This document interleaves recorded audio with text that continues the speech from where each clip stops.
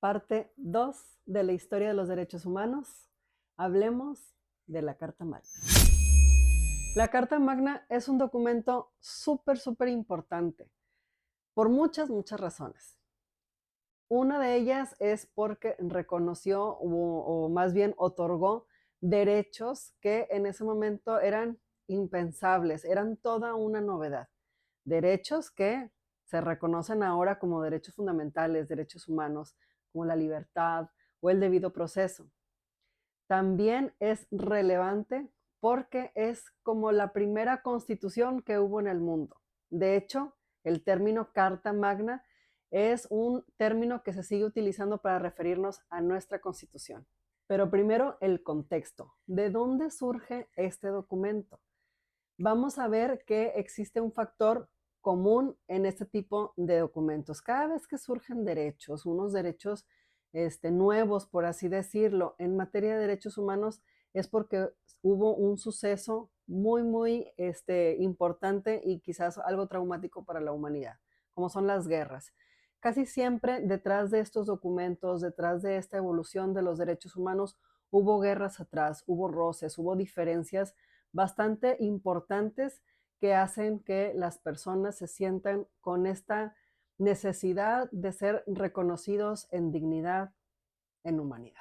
Bueno, pues esta historia comienza con el reinado de Juan I, conocido también como Juan sin tierra.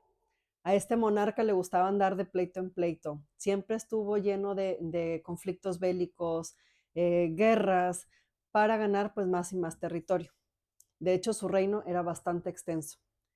Y bueno, como sabemos que las guerras no se pagan solas, tenía él la necesidad de recaudar más y más riqueza. Entonces, este tipo de ambición o esta ambición generó pues ya después ahí roces o controversias con los señores feudales, con los varones y también con la iglesia. Verán, él para poder recaudar fondos, para poder financiar sus guerras, lo que hacía era que cobraba impuestos, impuestos que en muchas ocasiones se consideraban excesivos. ¿Como cuáles? Pues por ejemplo está el escutaje. El escutaje era un cobro que se realizaba o que se solicitaba a las personas que querían evitar pasar por el servicio militar. También estaba el impuesto a las viudas para poder elegir con quién casarse, nada más imagínense eso, o para mantenerse solteras, o sea, viudas, no casarse ya nunca más. También estaba el impuesto a las herencias y quienes no pudieran pagar este impuesto, se les confiscaba sus propiedades. También, pues bueno, como les comentaba, rompe con la iglesia y les decomisa las propiedades también. Entonces, todo esto va sumando a su riqueza y así poder financiar una nueva guerra. Esta guerra pues se estaba librando en territorio francés, ahí Francia había ocupado ciertos territorios y bueno, Juan I fue a reclamarlos por medio igual pues de un conflicto. Él se traslada a Francia, va y pelea en esta guerra, la pierde y al momento de regresar a Inglaterra, pues ¿qué creen que pasó? Los varones le dijeron, a ver, si quieres regresar a ocupar tu corona, a regresar a tu trono, tienes que firmar este tratado de paz primero. Y ese tratado de paz era la Carta Magna.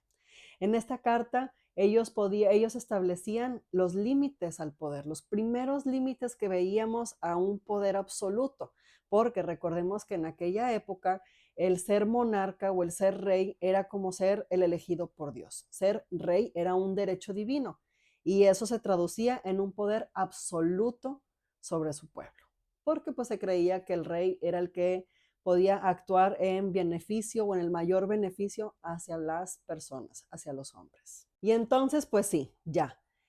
Se firma esta carta, la Carta Magna, en el año de 1215 en Inglaterra, todos felices. ¿Y qué contenía este documento?